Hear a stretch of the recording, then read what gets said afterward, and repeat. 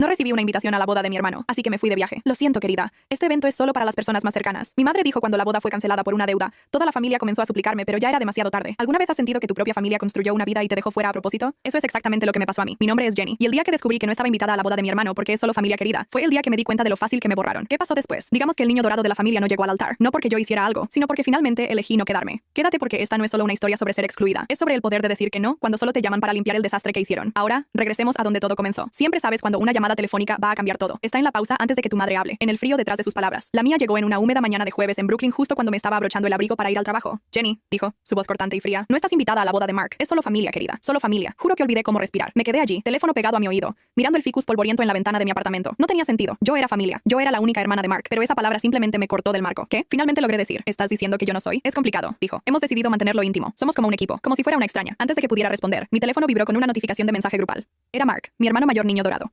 Su mensaje apenas era una oración. Hola a todos, solo confirmando que la lista de invitados es reducida, sin extras. Espero que entiendan. No puedo esperar a celebrar, sin extras. El pozo en mi estómago se volvió frío. Mi nombre ni siquiera estaba en ese mensaje, ni una sola palabra directa, solo una creencia pública de que yo no pertenecía. Y así, mi mundo se redujo. La voz de mi madre se desvaneció. Las paredes de mi pequeño apartamento se cerraron a mi alrededor. Me hundí en el borde de mi cama, la colcha descolorida crujiendo bajo mi peso, y miré fijamente el texto. Ni siquiera tenían vergüenza, sin pelea, sin disculpa, solo despido silencioso. La peor parte, casi lo esperaba, verás. Siempre había sido la silenciosa. La ocurrencia tardía. Mark recibía los aplausos, los brindis, la atención. Yo recibía miradas de reojo y silencio. Cuando él ganaba premios, teníamos cenas. Cuando me ascendieron el año pasado, mi mamá se olvidó de llamar. Y ahora había sido borrada del día más importante de su vida. Estaban planeando una boda sin mí. Una celebración en esa gran casa colonial en Nueva Jersey, con luces de hadas colgadas en el porche y vino fluyendo como agua. Casi podía escuchar el tintineo de las copas y el jazz suave de los altavoces. Cada primo, cada vecino, hasta el perro estaría allí. Solo yo no. Me senté allí hasta que mi café se enfrió.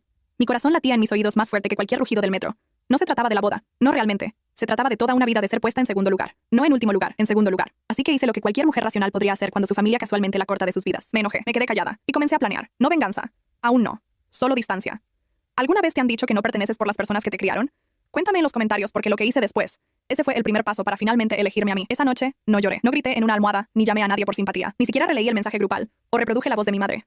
Solo me senté en mi sofá con la luz del techo apagada, viendo los faros parpadear pasando por mi ventana como fantasmas de vidas que nunca había vivido.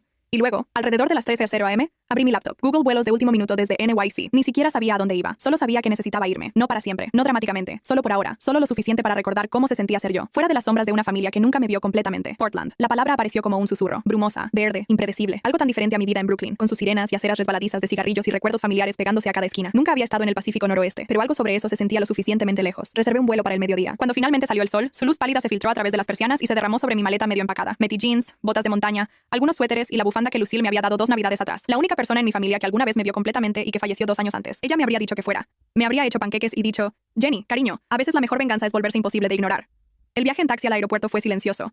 Miré por la ventana mientras mi conductor tarareaba una canción pop que no reconocí. En JFK, las multitudes zumbaban a mi alrededor, todos agarrando pasaportes y Starbucks, pases de abordar y abrazos de despedida. No tenía a nadie despidiéndose. Nadie sabía que me iba y no les dije. Creo que parte de mí quería desaparecer silenciosamente de la misma manera que ellos me habían borrado. 6 horas después, salí al aire llovizno de Portland y sentí algo inesperado. Alivio. La ciudad no me conocía. Los árboles no guardaban rencores. Los extraños no me miraban con esa simpatía de labios apretados que había llegado a odiar. Aquí yo era, la decepción de nadie, la hija difícil de nadie. Solo Jenny. Solo Jenny. Me registré en una pequeña posada fuera de la ciudad. Un artesano convertido escondido detrás de una librería y un café que olía a canela y historias. Mi habitación tenía un techo inclinado, pisos crujientes y una ventana con vidrio empañado que daba a una calle bordeada de árboles torcidos. Esa primera noche, no dormí mucho, pero sí respiré. Y eso era algo. Eso, a la mañana siguiente, caminé. Vagué sin rumbo por aceras mojadas y murales de callejones ocultos, pasando carritos de café y tiendas de vinilos y bancos cubiertos de musgo. Me detuve para tomar té en un café donde nadie me preguntó sobre Mark. Nadie me miró como si estuvieran a punto de decir, es solo familia, querida. Era la primera vez en años que no me estaba preparando para las expectativas de otra persona. Pensé en todas las veces que me había doblado en la forma de otra persona, ayudando con los ensayos universitarios de Mark, porque él es mejor con los números. Organizando la fiesta de cumpleaños de mamá mientras ella se extasiaba sobre lo considerado que era Mark, por recordar el champán, saltándome mis propias vacaciones para asistir a su graduación de la escuela de Derecho. Había sido el andamiaje para los momentos de todos los demás, pero ahora me había ido y nadie se dio cuenta. Pasé esa tarde acurrucada en la sala común de la posada leyendo un libro de bolsillo usado y bebiendo sidra caliente. Una pareja junto a mí jugaba ajedrez. Una chica con impermeable garabateaba en un cuaderno de dibujo. Era invisible, pero de la mejor manera posible. Libre. No revisé mi teléfono. No hasta las 11. Cualquier crisis por la que estuvieran pasando en casa podía esperar. Que se preguntaran dónde estaba. Que sintieran por una vez el vacío que había llevado en cada foto familiar donde me cortaron con comentarios como sonríe más grande, Jenny. O deja que Mark se pare en el medio. Tal vez ya no estaba en el medio, pero tal vez eso era exactamente donde pertenecía. No en el centro del escenario, solo fuera del marco, haciendo espacio para algo nuevo. Algo que esta vez sería mío. Al tercer día de mi viaje, comencé a revisar el chat grupal familiar otra vez. No porque los extrañara, no porque quisiera ser incluida, sino porque a veces, cuando te han cerrado la puerta, hay un tipo silencioso de poder en verlos retorcerse desde afuera. El chat se llamaba Base de Operaciones, un nombre que había creado años atrás cuando aún creía que éramos uno. Había estado mayormente inactivo durante semanas, pero ahora zumbaba con emojis burbujeantes y fotos subidas. Mark publicó una selfie con su prometida, Serena, sosteniendo una copa de champán frente a la chimenea en casa de mis padres. Depósito final del lugar está hecho. Escribió, gran día se acerca pronto. Las respuestas llegaron rápido. Mamá envió una lluvia de corazones. Papá dejó un pulgar arriba. Luego, una broma incómoda sobre caminar con Serena por el pasillo si Mark se acobarda. Serena intervino con una calcomanía de cuenta regresiva y un boomerang de ella girando en su vestido blanco de ensayo. Pero debajo de todo el brillo y los regalos, había un ritmo nervioso que no había visto antes. Los mensajes de mamá estaban raros, no en tono, sino en frecuencia. Estaba publicando demasiado a menudo, enviando mensajes dobles, respondiendo a sus propios mensajes con correcciones ansiosas. Una publicación se destacó. Una foto borrosa de una mesa de cocina cubierta de recibos, cuadernos y lo que parecía una calculadora. Noche de presupuesto. Casi ahí, escribió. Nadie respondió. Me recosté en la cama de mi pequeña posada de Portland, con mi té enfriándose a mi lado. Algo estaba mal. Al día siguiente, hubo otra publicación, esta vez de papá. Una foto de Mark riéndose en el patio con Serena, ambos sosteniendo copas de vino tinto. El subtítulo decía, que rueden los buenos tiempos. Pero fue el fondo lo que me llamó la atención. Detrás de ellos, a través de la puerta abierta del patio, había una pizarra apoyada en una silla. Al hacer zoom, apenas podía distinguir garabatos de lo que parecían números, cifras tachadas y la palabra fecha límite. Mis dedos se cernían sobre el teclado. Podría haber respondido. Podría haber preguntado sobre qué fecha límite estaban preocupados, pero no lo hice. Solo observé. Mark envió otro mensaje 2 horas después, con una selfie y un alquiler de smoking. Revisión de ajuste. ¿Qué piensan, familia? Solo Serena y un primo respondieron. Mamá no dijo una palabra. Ahí fue cuando supe que las cosas se estaban desmoronando en casa, y yo no estaba allí para sostener los hilos esta vez. Fui a caminar para aclarar mi cabeza, dejando que la llovizna de Portland se empapara en mis mangas. Había algo sobre la neblina que se sentía como memoria. Suave, pegajosa, difícil de sacudir. Entré en una librería y me perdí en la sección de poesía, hojeando líneas sobre abandono, perdón, y nombres escritos en arena. No sé por qué, pero esa noche soñé con la casa en la que crecí. Vi la cocina, el azulejo viejo que una vez tallé mientras mamá me gritaba por dejar rayas. Vi la frente arrugada de papá detrás de sus anteojos de lectura, su pluma golpeando contra facturas vencidas. Vi a Mark a los 10 años siendo elogiado por arreglar el control remoto mientras yo me paraba a un lado sosteniendo las baterías que había olvidado. En el sueño, todos me miraron y luego se voltearon. Cuando desperté, mi teléfono tenía una nueva notificación. No era un mensaje. Era una foto. Una foto grupal de la sala de mis padres. Mark, Serena, mamá, papá y algunos primos, todos brindando por algo con champán barato. El subtítulo decía, por el gran día, faltan 3 semanas. Todos se veían tensos, sus sonrisas no llegaban a sus ojos. Serena estaba girada ligeramente alejándose de Mark. Mamá sostenía su copa demasiado fuerte. La mandíbula de papá estaba apretada como si acabara de escuchar malas noticias, pero pretendía no haberlo hecho. Hice zoom otra vez. En la pared detrás de ellos había un calendario. La fecha del viernes estaba encerrada en rojo. Y debajo de ella, escrito en la cursiva precisa de mi madre, préstamo vencido. Miré esa palabra por mucho tiempo. No sabía qué significaba aún, pero tenía la sensación de que mi ausencia ya no era solo inconveniente, se estaba convirtiendo en un problema. Y si contaban conmigo para venir a arreglarlo, iban a tener que esperar mucho tiempo. El aire de Portland tenía una manera de meterse bajo tu piel. Al 5.º día, había caminado tantos senderos forestales que dejé de contar pasos. Mis botas estaban cubiertas de lodo, mis mejillas ardían por el viento, pero mi pecho se sentía más ligero, como si cada respiración que tomaba despegara una capa más de amargura. Me encontré en un sendero costero que se curvaba a lo largo de un acantilado, rocas cubiertas de musgo, gaviotas volando arriba, olas estrellándose muy abajo como algún lenguaje privado antiguo. No estaba pensando en la boda o los textos que no había contestado, o el silencio de mi madre. Solo estaba caminando. Ahí fue cuando escuché su risa. Era aguda y libre, haciendo eco en las rocas como una canción que no le importaba quién la escuchara. Me volteé para ver a una mujer, tal vez de mi edad, tal vez unos años menor, arrodillada en un parche de hierba húmeda, fotografiando un parche de flores silvestres asomándose a través del musgo. Tenía cabello rizado y oscuro metido en un gorro mostaza y usaba guantes a juego. Me notó mirando y sonrió. Florecen tarde este año, dijo, parándose y limpiándose las rodillas. Siempre olvido lo terca que puede ser la vida. Le di una sonrisa educada, lista para seguir caminando, pero inclinó la cabeza. No eres de aquí, ¿verdad? Dudé. Brooklyn señaló mis botas raspadas. Lo pensé. Tienes esa mirada de alguien tratando de caminar más rápido que algo. No pude evitarlo. Me reí. ¿Es tan obvio? Se encogió de hombros. Solo para alguien que ha hecho lo mismo. Así fue como conocí a Clara. Clara, la florista, poeta de medio tiempo que hablaba como si hubiera leído tu corazón antes de que abrieras la boca. No hizo preguntas que no quería responder. No indagó en el dolor detrás de mi quietud. Solo caminó conmigo por un rato, señalando pozas de marea y explicando los nombres de pájaros locales. Al final del sendero, se detuvo. Hay una cena esta noche. No elegante. Solo algunos de nosotros inadaptados que cocinamos demasiado y hablamos muy fuerte. Deberías comer, parpadeé. ¿Yo? Sí, trae vino si quieres o nada. Solo tú misma está bien. No había sido invitada a nada ni siquiera sabía cuánto tiempo. Por un momento, casi digo que no. La voz en mi cabeza, la voz de mi madre susurró. No te impongas. Lo harás incómodo. No encajas. Pero otra voz, la mía, susurró más fuerte. Di que sí, solo esta vez. Clara garabateó su dirección en una servilleta y me la entregó como un secreto. Esa noche, me paré afuera de su casa. Un bungalow azul descolorido con un buzón torcido y campanitas de viento que cantaban como risa de vidrio. Casi me fui. Entonces la puerta se abrió y Clara me saludó como si fuéramos viejas amigas. Dentro la casa brillaba. Sillas desiguales, ollas de pasta humeando, gente gritando sobre música y riéndose con la boca llena. Sin juicio. Sin cálculo. Nadie preguntando si confirmé asistencia o si traje el regalo correcto. Solo vida, cruda y ruidosa y real. Clara me presentó como Jenny de la costa este, que camina como si se estuviera desenredando y de alguna manera aún sigue en pie. Debería haberme sentido avergonzada. En cambio, me reí hasta que me dolieron las costillas. Alguien me pasó un plato. Alguien más me sirvió una copa de vino tinto. Me senté entre una mujer llamada Mo, que hacía su propio jabón, y un tipo llamado Devon que enseñaba guitarra a niños en hogares de acogida. No preguntaron sobre mi familia. Preguntaron qué me hacía feliz, qué tipo de cielo extrañaba, qué comida cocinaría si solo pudiera hacer un plato por el resto de mi vida. No había tenido una conversación así en años. En algún lugar entre el pan de ajo y el último vertido de vino, sentí algo cambiar. Me sentí vista, no como la hija que era demasiado silenciosa, no como la hermana que no brillaba como Mark, no como el fantasma en el álbum familiar, solo Jenny. Para cuando me fui, Clara me abrazó como si nos hubiéramos conocido por años. Eres buena compañía, susurró. No necesitas explicación por existir, ¿sabes? Caminé a casa con sus palabras zumbando en mi pecho. Nadie me había dicho eso nunca, ni una vez, y mientras me acurrucaba en la cama, teléfono aún sin tocar, me di cuenta de que había todo un mundo fuera del círculo al que había pasado mi vida tratando de pertenecer. Y tal vez, solo tal vez, ya no necesitaba su asiento en la mesa porque estaba empezando a construir la mía propia.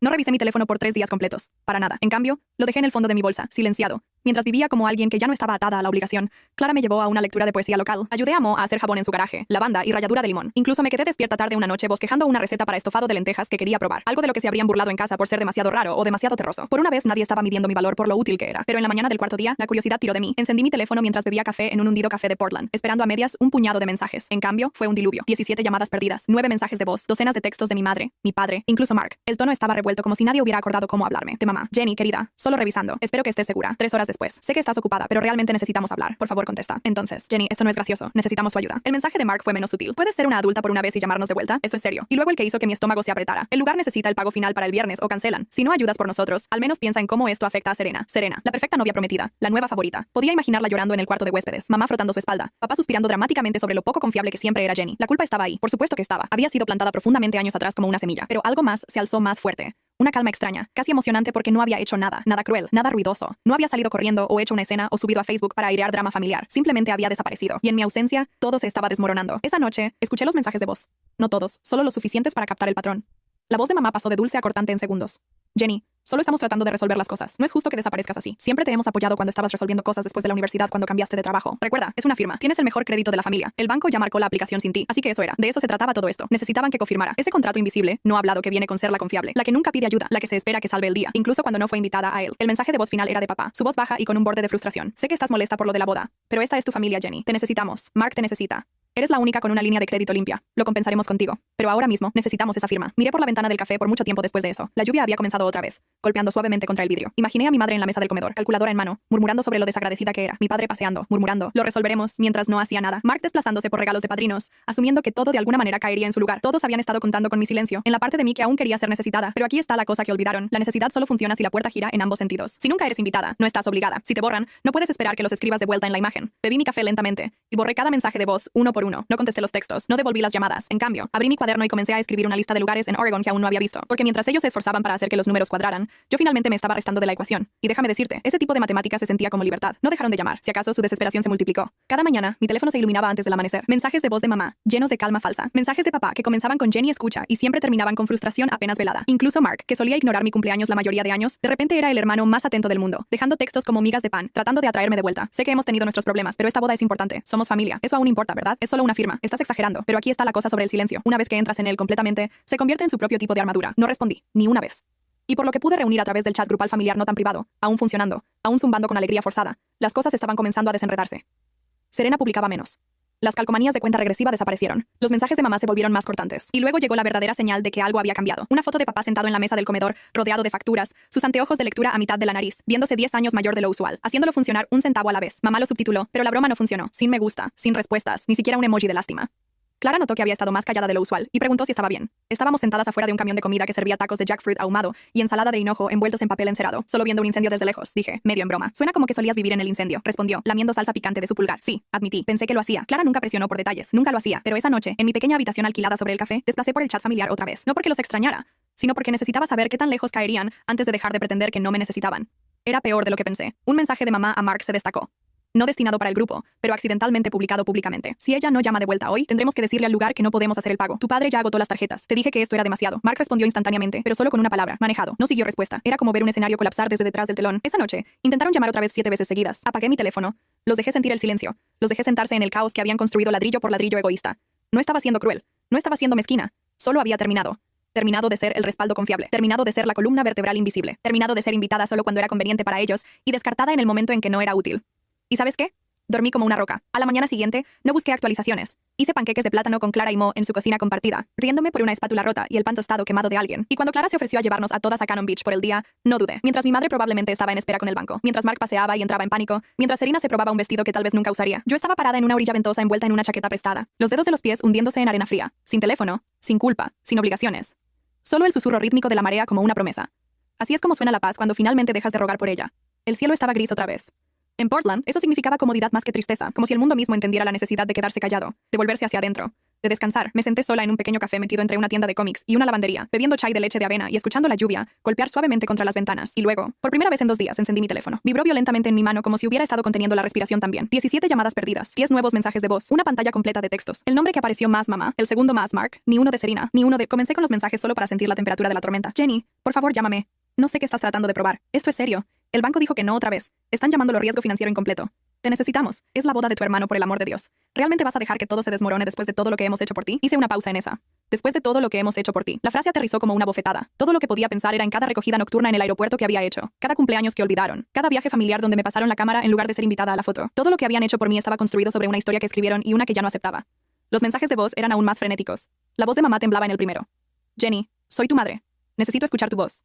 El lugar dice que necesitan el pago completo para el viernes o se pierde la fecha. Y ya enviamos las invitaciones. Los padres de Serena están haciendo preguntas. Tu padre está bueno, no lo está manejando bien. Llámame de vuelta, por favor. En otro, no se molestó con cortesías. Ya hiciste tu punto. Estás enojada. Entendemos. Pero ya tuviste tus pequeñas vacaciones. Es hora de ser parte de esta familia otra vez. Necesitamos esa cofirma. Detuve la reproducción a la mitad porque en su voz escuché algo nuevo. No era culpa. No era arrepentimiento. Ciertamente no era disculpa. Era pánico. Pánico puro, creciente, irreversible. No porque me extrañaran, porque estaban perdiendo control. Y finalmente se estaban dando cuenta de que no los iba a salvar esta vez. Abrí un texto en blanco. Escribí, vi tus mensajes. Y luego lo borré porque no iba a suavizar el silencio con medias respuestas o rechazos educados. No iba a explicarme a personas que nunca se preocuparon por el porqué detrás de mis decisiones. Solo la conveniencia. En cambio, respiré lentamente y miré por la ventana. La ciudad afuera no tenía prisa. La gente caminaba bajo paraguas. Perros con impermeables trotaban junto a ellos. Un chico con audífonos bailó por el cruce peatonal como si nadie estuviera mirando. La vida continuaba. Mi vida continuaba. Y ya no le debía a nadie un pase de entrada. Más tarde esa noche, de vuelta en la posada, hice lo único que se sentía correcto. Borré las notificaciones de mensajes de voz. Archivé el chat familiar. Puse mi teléfono en no molestar y lo guardé boca abajo en el cajón de la mesita de noche. Y luego hice algo más. Saqué un bolígrafo y comencé a escribir. No un texto, no una carta, solo una lista titulada Cosas que ya no acepto. En la parte superior, amor condicional disfrazado como tradición. Manipulación empaquetada como deber familiar. Ser el contacto de emergencia para personas que ni siquiera recuerdan tu cumpleaños. Me quedé dormida con el bolígrafo aún en mi mano. Nadie me había enseñado nunca cómo se veía el respeto propio, pero estaba aprendiendo y era silencioso, y era firme, y se sentía como llegar a casa conmigo misma. Descubrí que la boda fue cancelada de la misma manera que descubrí que no estaba invitada en primer lugar a través del chat grupal familiar. Sin llamada telefónica, sin voz, solo metralla digital. Comenzó con la madre de Serena. Ni siquiera era parte del chat, pero alguien había hecho captura de pantalla de su publicación de Facebook y la había dejado sin comentario. Para aquellos que preguntan sobre la boda de Mark y Serena, ha sido pospuesta indefinidamente. Aprecio su comprensión durante este momento difícil. Por favor, dirijan las preguntas a la pareja directamente. Pospuesta indefinidamente. Una frase suave que se sintió como una copa de vino agrietada. No se hace pedazos ruidosamente, pero sabes que ya es inútil. El chat explotó después de eso. El primo Tyler preguntó si era una broma. La tía Mary exigió aclaración. Nadie respondió. Entonces, como un reloj, Mark publicó: lo siento, todos. Las cosas se cayeron de último minuto. Reevaluaremos pronto. Apreciamos su apoyo. Eso fue todo. Sin disculpa, sin admisión, solo un encogimiento de hombros vago como si el evento más elaborado del año no acabara de evaporarse de la noche a la mañana. Pero yo sabía mejor. Fui al Instagram de Serena después solo para confirmar. Todo había desaparecido. Cada publicación, cada foto, cada subtítulo con corazones y hashtags y cuenta regresiva para siempre borrado como si nunca hubiera existido. Su perfil estaba en blanco. El clavo final vino de mi prima Amber, quien me envió un mensaje directamente. Algo que nadie había hecho en semanas. No sé exactamente qué pasó, pero tu mamá estaba llorando en el porche cuando llegamos. Algunos tipos del lugar también aparecieron. Fue malo. Podía imaginarlo. Mamá parada allí con sus perlas y pantalones planchados, tratando de pretender que no había apostado todo a una fantasía. Papá detrás de ella probablemente culpando al clima o a un error bancario.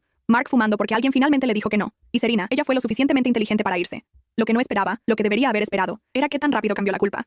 Esa noche, mi mensaje de voz parpadeó otra vez. Lo dejé reproducir durante la cena en mi habitación solo para ver qué tan lejos irían. La voz de mamá era hielo envuelto en terciopelo. Bueno, espero que estés feliz de que todo se desmoronara. La familia de Serena está humillada. Mark está devastado. Esto es culpa tuya, Jenny. Todo lo que tenías que hacer era contestar. Una firma, una llamada. Pero no, tenías que hacer tu punto. Espero que haya valido la pena. No lloró. No suplicó.